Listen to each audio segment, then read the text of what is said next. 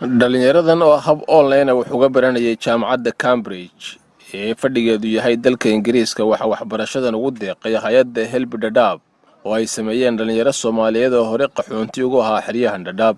Dhalinyarada ayaa bartay maamulka iyo maareynta ganacsiga, saadka xiriirka caalamiga ah, saxaafadda iyo waxyaabo kale. waa mid ka mid ah fursadihii ugu qaalisanaa oo ay heleen dhalinyarada qaxootiga kuwa xeryaha Dadaab oo iyagu aan helin waxbarasho heer jaamacadeed kadib marka ay dhammaystaan dugsiyada sare.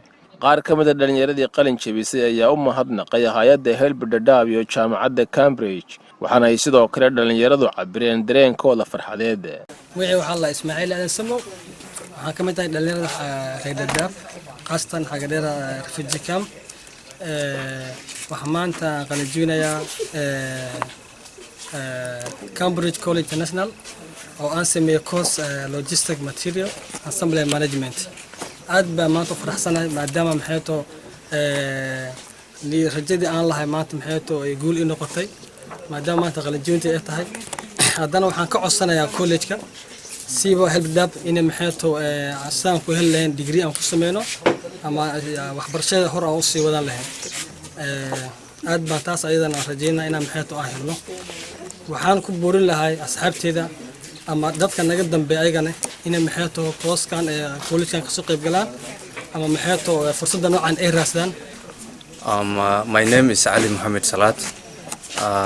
I hail from Dadaab host community.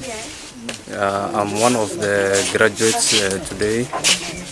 Being my course is business. magacaygu waa Ali Muhammad Salat. waxaan ka yimid dadka deegaanka Dadaab. waxaan ka mid ahay dadka maanta qalin jabinaya. waxaan bartay maamulka iyo maareynta ganacsiga.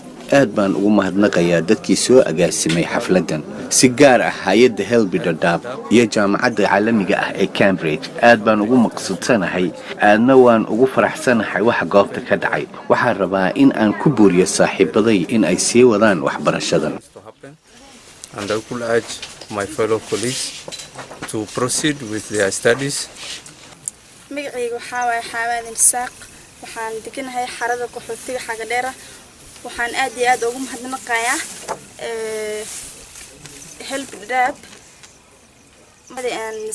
aan ka filanaynaa inaan sii helno degree sida ay noo siiyeen diploma oo kaleeto. Axmed Cabdullaahi Jaamac, xeryaha Dadaab.